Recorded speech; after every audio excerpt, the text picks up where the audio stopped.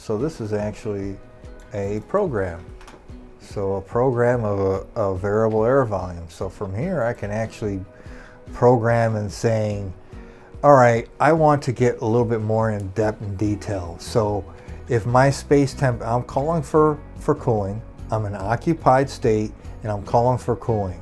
My discharge sensor is at 70 degrees and my cooling command is on.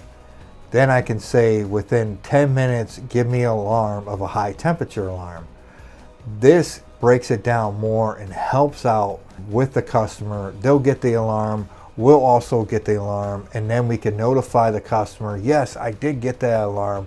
Okay, let's send somebody out. Contact Campbell Mechanical Services if you have any questions about service or controls.